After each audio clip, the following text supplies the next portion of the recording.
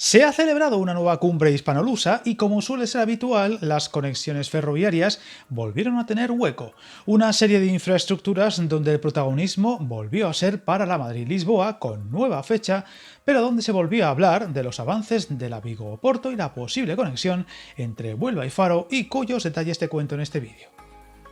Esta vez fue Huelva la anfitriona de la enésima cumbre entre ambos países, marcada por el complejo y preocupante contexto internacional, y donde ambos presidentes remarcaron que ya están las bases creadas para que la alta velocidad Lisboa-Madrid esté finalizada en 2034, una fecha que retrasa un poco más la última de la que se habló y que muy pocos, incluyendo desde este canal, veían factible. En la cumbre de Huelva se ha incidido en que se continúan los estudios en el lado portugués, el más retrasado, a la espera de la conclusión del tramo entre Évora y la frontera, que acumula un considerable retraso, los avances en el norte de la provincia de Cáceres y la consecución del tramo que pasará por Toledo capital, que tras el punto y aparte visto en el último año requerirá de un nuevo estudio, y todo indica que supondrá un retraso extra, mientras se va avanzando en el resto del proyecto por la provincia y que, como hemos contado en vídeos anteriores, irá terminándose e inaugurándose por tramos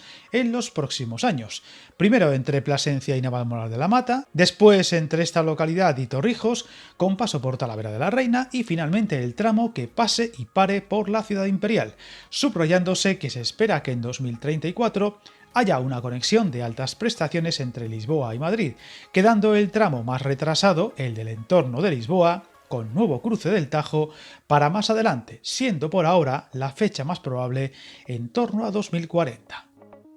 Viajar en tren nunca fue tan fácil. En trenes.com encuentra y reserva tus billetes de Renfe, Wigo, Irio y muchos otros países europeos. Vive experiencias únicas a bordo y recuerda, si vas sobre raíles, está en trenes.com.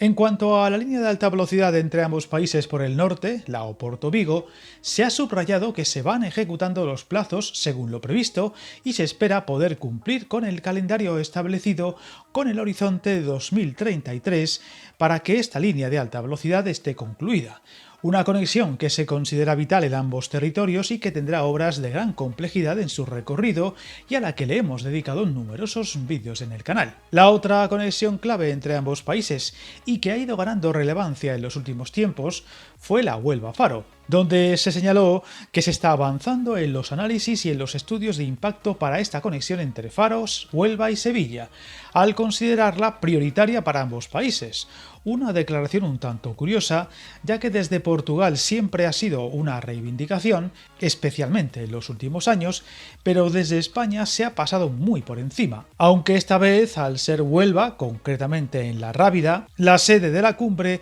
parece haberse tratado con un poco más de interés. Tal y como informamos en su día, este proyecto fue una de las iniciativas que se abordaron en la pasada cumbre, que tuvo lugar en Faro, el otro punto clave de este proyecto, y la novedad de la celebrada en Huelva fue que su reconstrucción se ha incluido en los acuerdos alcanzados en dicha reunión, considerándola una línea propicia para impulsar las relaciones entre ambos países.